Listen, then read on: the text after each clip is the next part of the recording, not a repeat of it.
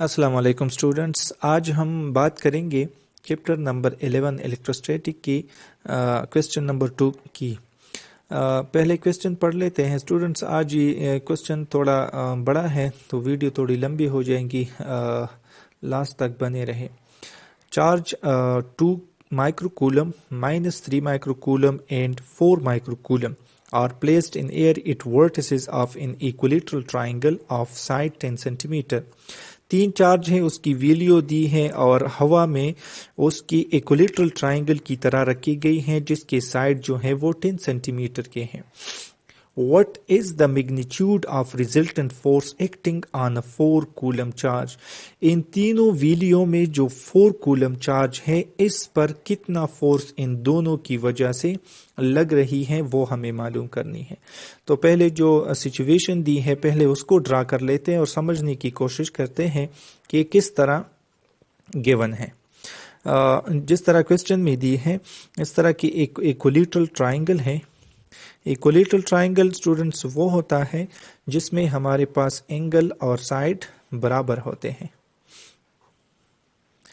For example ये हम लेते हैं, यहाँ पर Q1 है, यहाँ पर Q2 है और यहाँ पे Q3 है।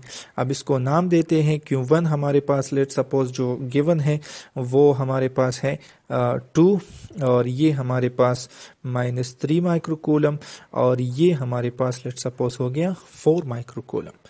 अब इन दोनों की वजह से इस पे जो फोर्स लग रही है वो हमने मालूम करना है, दोनों की रिजल्टेंट। तो डेटा इकट्ठा कर लेते हैं। डेटा हमारे पास क्या है, हम लेट सपोज हम कहते हैं Q1 जो है हमारे पास वो है 2 माइक्रोकूलम, जो कि हमारे पास बराबर है, माइक्रो को हम किस तरह लिखते हैं 2 × 10⁻⁻⁶ कूलम। दूसरा हम लिखते हैं Q2 = -3 माइक्रोकूलम, जो कि बराबर है -3 × 10⁻⁻⁶ कूलम। और Q3 लेट सपोज बराबर है वो हमारे पास 4 माइक्रोकूलम 4 × 10⁻⁻⁶ कूलम इसके बराबर है। अब बाय कूलम लॉ हम मालूम करेंगे दो चीजें, एक Q1 की वजह से Q3 पे कितना फोर्स है और दूसरा Q2 की वजह से Q3 पर कितना फोर्स है। तो लिख लेते हैं by Coulomb law. By coulomb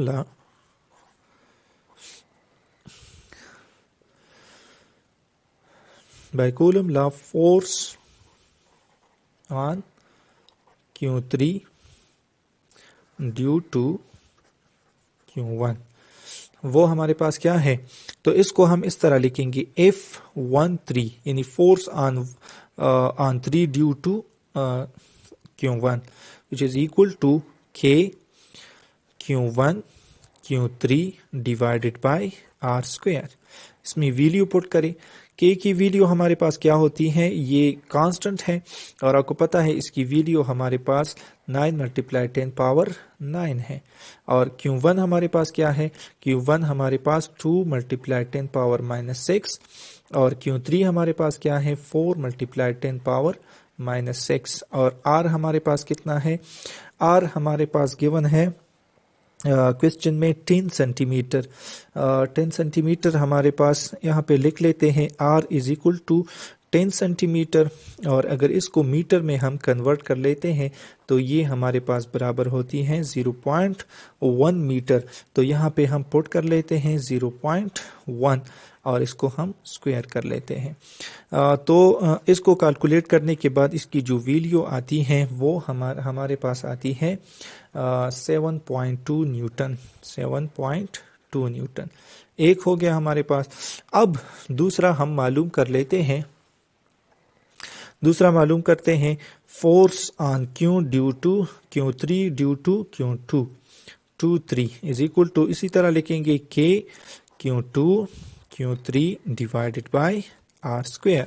value put कर ले 9 × 10⁻⁹ और Q2 हमारे पास क्या है 3 × 10⁻⁻⁶ और मल्टीप्लाई करेंगे 4 × 10⁻⁻⁶ डिवाइडेड बाय 0.1 स्क्वायर। तो अगर आप इसको कैलकुलेट करेंगे तो हमारे पास आती है 2 3 इज इक्वल टू 10.8 न्यूटन। इसको कैलकुलेट करने के बाद यही वैल्यू आती है।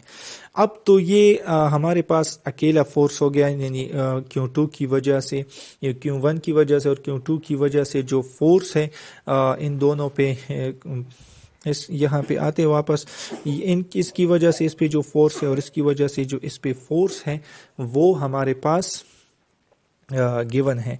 अब ये तो हमने मालूम कर ली। अब इसकी हम रिजल्टेंट अगर हम मालूम करना चाहें तो इसको हम इसकी कंपोनेंट में इसको रिजॉल्व करेंगे। ये थोड़ा और आगे बढ़ा दें और ये भी हमारे पास इस तरह बढ़ जाएगा। तो इसकी जो कंपोनेंट हमारे पास होती है वो हमारे पास इस तरह आएगी।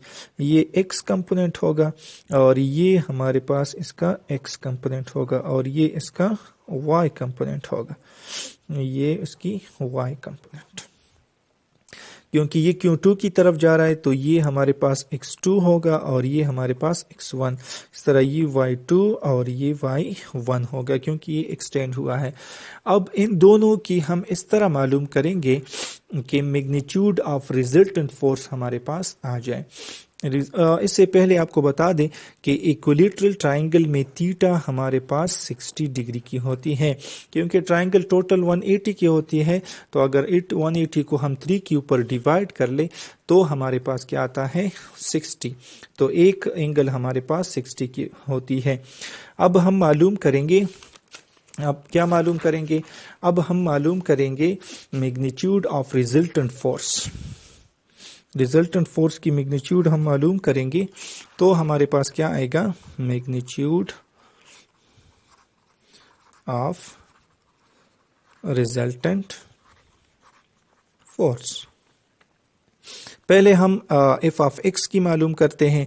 तो एफ ऑफ एक्स हमारे पास किस चीज के बराबर होगा, वो बराबर होगा -f1x plus f2x which is equal to f1 cos theta. क्योंकि x एक्सिस पे हम क्या लेते हैं, cos थीटा लेते हैं, और प्लस ये हमारे पास माइनस में आएगा प्लस f2 cos 60। इसको रिजॉल्व करने के बाद जो वैल्यू हमारे पास आती है वो हमारे पास आती है f1 हमारे पास कितना है -7.2 जो अभी हमने मालूम कर लिया, और cos 60 की हमारे पास कितनी बनती है, वो हमारे पास बनती है 0.5। और इसी तरह दूसरा फोर्स हमारे पास क्या है 10.8 और इसको मल्टीप्लाई करेंगे 0.5 के साथ। इससे जो वैल्यू हमारे पास आती है वो आती है हमारे पास 1.8 न्यूटन। तो एफ ऑफ एक्स की ये हमारे पास बनती है। अब हम दूसरे की मालूम करेंगे यानी वाई कंपोनेंट की। वाई कंपोनेंट की हमारे पास कितनी होगी, F of Y is equal to F of 1y plus F of 2y, जो कि हमारे पास बराबर होगी F of 1 sine 60 plus F of 2 sine 60। तो एफ ऑफ वाई हमारे पास किस चीज के बराबर होगी, एफ ऑफ 1 हमारे पास बराबर है वही 7.2 और इसको मल्टीप्लाई करेंगे साइन 80 से हमारे पास आता है 0.866 और प्लस इससे हमारे पास क्या आएगा 10.8 मल्टीप्लाई 0.866। इसको मल्टीप्लाई और जमा करने के बाद जो वैल्यू हमारे पास आती है वो आती है हमारे पास 15.588 न्यूटन। दूसरी वैल्यू हमारे पास ये आती है। अब लास्ट में जो इसकी मैग्नीट्यूड है, लास्ट रिजल्टेंट मैग्नीट्यूड, इन दोनों को हम जमा करेंगे। इसकी जो फोर्स है 4 कूलम चार्ज पे, वो हम इस तरह मालूम करेंगे, F is equal to F of X square plus F of Y square under the root. Value put कर ले, वैल्यू पुट करने के बाद हमारे पास क्या आती है 1.8 स्क्वायर प्लस 15.588 और ये भी स्क्वायर अंडर दी रूट। पहले आपने इसकी स्क्वायर निकालनी फिर जमा कर ले। स्क्वायर निकालने के बाद जो वैल्यू हमारे पास आती है वो है 3.24 और प्लस 242.98 अंडर दी रूट। और इसकी वैल्यू हमारे पास क्या आएगी, वो हमारे पास जमा करने के बाद वैल्यू आती है 246.225 अंडर दी रूट। और इसको अगर आप कैलकुलेट करेंगे तो ये हमारे पास आती है 15.69 न्यूटन। तो ये इसका आंसर है। ये जो क्यों चार्ज पे क्यों द रिजल्टेंट फोर्स, जो कि ये हमारे पास रिजल्टेंट फोर्स है, resultant force on 4 microcoulomb charge, 4 microcoulomb charge पे जो हमारे पास रिजल्टेंट फोर्स लगती है यहाँ इस केस में वो है 15.69। खुदा हाफिज।